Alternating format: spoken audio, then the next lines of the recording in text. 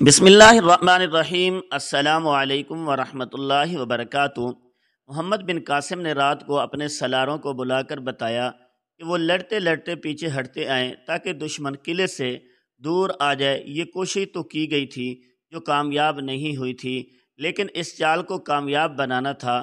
خطرہ یہ تھا کہ قلعے کی فوج کے پیچھے قلعہ تھا، مسلمان پہلوؤں میں اور عقب میں جانے کی کوشش کرتے تھے تو دیواروں کے اوپر سے برچھیاں اور تیر آتے تھے۔ 4-5 دن اس قسم کی جنگ جاری رہی۔ قلعے سے دستے نکلتے، لڑائی ہوتی اور قلعے کے دستے واپس قلعے میں چلے جاتے۔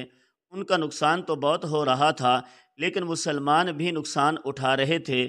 دشمن کے جوش و خروش میں ذرا سی بھی کمی نہیں آ رہی تھی۔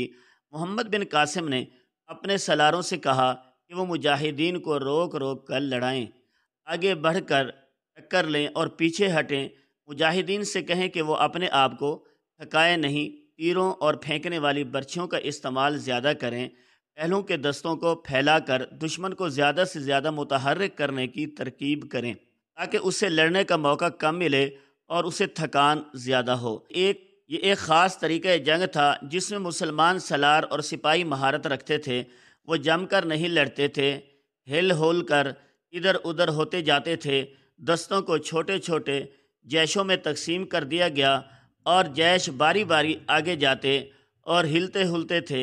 اس طرح اپنا نقصان کم اور دشمن کا نقصان زیادہ ہوتا تھا۔ یہ طریقہ جنگ 3-4 دن آزمایا گیا قلعے کے، لیکن کوئی نقصان خاص ہوا، لیکن اس میں لڑنے کا جذبہ کم نہیں ہوا تھا۔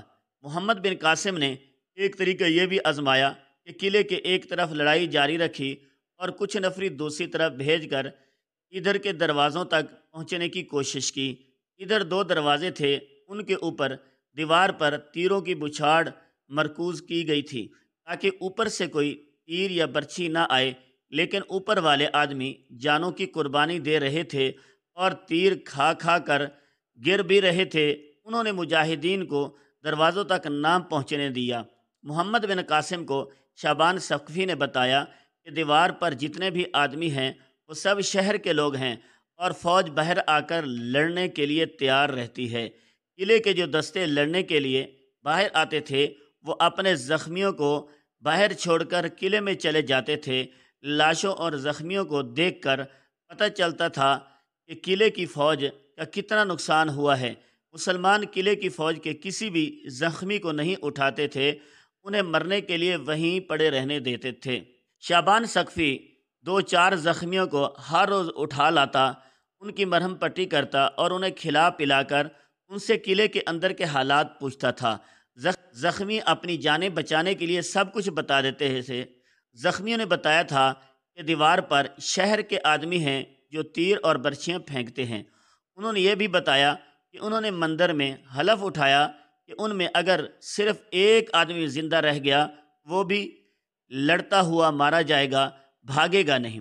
کچھ دنوں کی لڑائی کے بعد زخمیوں کو اٹھا کر لایا گیا۔ انہوں نے بتایا کہ فوج کی نفری تیزی سے کم ہو رہی ہے اور رسد اور خوراک بھی کم رہ گئی ہے۔ رسد ملتان سے ہی آ سکتی تھی، لیکن قلعے کے باہر مجاہدین کی حکمرانی تھی، ان کی موجودگی میں باہر سے کوئی چیز قلعے تک نہیں پہنچ سکتی۔ محمد بن قاسم نے شہر کے لوگوں کو مخاطب کر کے اعلان کرائے کہ وہ اپنی فوج کا ساتھ چھوڑ دیں، ورنہ انہیں بڑی خوفناک قیمت ادا کرنی پڑے گی۔ اعلان میں یہ بھی کہا گیا کہ قلعے کی فوج کا نقصان دیکھو، یہ فوج زیادہ دن نہیں لڑ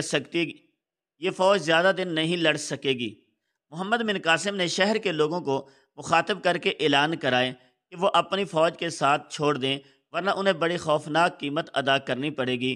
اعلان میں یہ بھی کہا گیا کہ قلعے کی فوج کا نقصان دیکھو، یہ فوج زیادہ دن نہیں لڑ سکے گی اور آخر قلعہ ہم نے لے لینا ہے۔ تمہارا فائدہ اس میں ہے کہ ہمارا استقبال کرو، ہم تمہیں پورے حقوق دیں گے۔ بلند آواز والے آدمیوں نے قلعے کے ارد گرد گھوم پھر کر اعلان کئی بار دہرایا۔ اس کے جواب میں شہر کے لوگوں نے مسلمانوں کا مذاق اڑایا۔ انہیں پنڈتوں نے یقین دلایا تھا کہ فتح انہی کی ہوگی اور مسلمان بڑی بری طرح تباہ ہوں گے۔ وہ اعلان سن کر کہکے لگاتے، وہ اسلام کو بھی برا بھلا کہتے۔ مسلمانوں قلعے کی دیوار سے ایک آواز آئی، ہم نے مندر میں کھڑے ہو کر قسم کھائی ہے کہ تمہیں تباہ کر دیں گے یا خود تباہ ہو جائیں گے۔ یہ آواز محمد بن قاسم کے کانوں تک پہنچی۔ اس وقت تک مسلمانوں کے 3 سالار اور 17 بہترین عہدیدار جو نیزے کمانڈر کے شہید ہو چکے تھے۔ محمد بن قاسم کی کسی ہندو کی اس للکار پر بھڑک اٹھا۔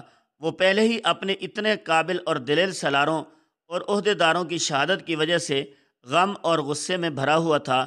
خدا کی قسم، محمد بن قاسم نے کہا، میں اس شہر کا نام و نشان مٹا دوں گا۔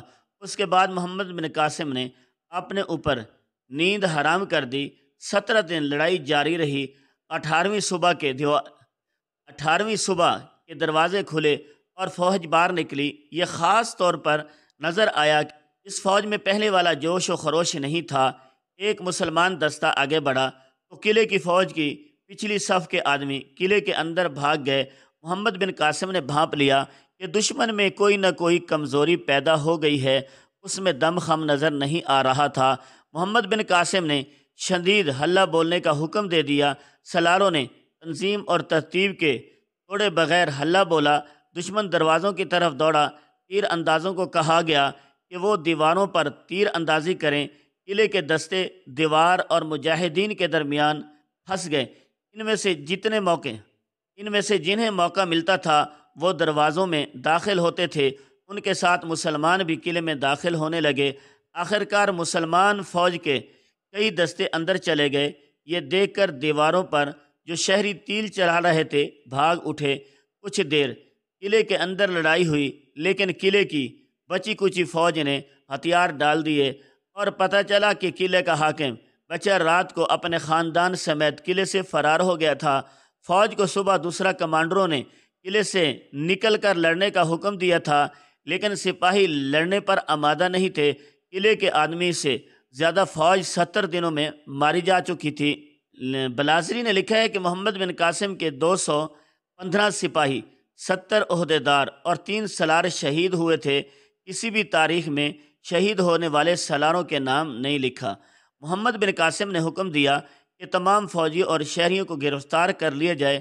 اس حکم کی فوری تعمیل کی گئی۔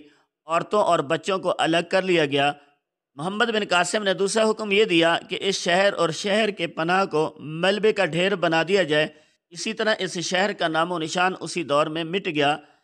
ایک شہر کی تباہی نے ہندوستان میں دور دور تک تہلکہ مچا دیا۔ راجوں اور مہاراجوں پر لرزہ طاری ہو گیا۔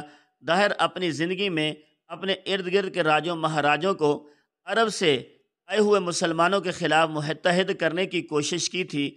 اس کا خاندان اور وزیروں، مشیروں اور فوجی حاکم جانتے تھے کہ وہ ہندوستان کے تمام حکمرانوں کو ایک محاذ پر اکٹھا کرنے کی جتن کر رہا ہے۔ اس لیے اس کے مارے جانے کے بعد مشہور ہو گیا تھا کہ وہ ہندوستان کے دورے پر چلا گیا ہے اور بہت بڑی فوج لے کر آ رہا ہے۔ اس کے اپنے بیٹے بھی اس خبر کو سچ مانتے تھے، مگر محمد بن قاسم کی ضرب کاری نے داہر کے پسماندگان، اس کی فوج اور رعایا کو یقین دلایا کہ داہر مارا جا چکا ہے۔ مبصر اور مورخ لکھتے ہیں کہ ادھر کسی ایک مقام، کسی ایک میدان یا کسی ایک محاصرے میں مسلمانوں کو شکست دے دیتا تو اس کے راج کے ارد گرد راجے اور مہاراجے اس کے محاذ پر آ جاتے اور یہ ایک متحدہ محاذ بن جاتا۔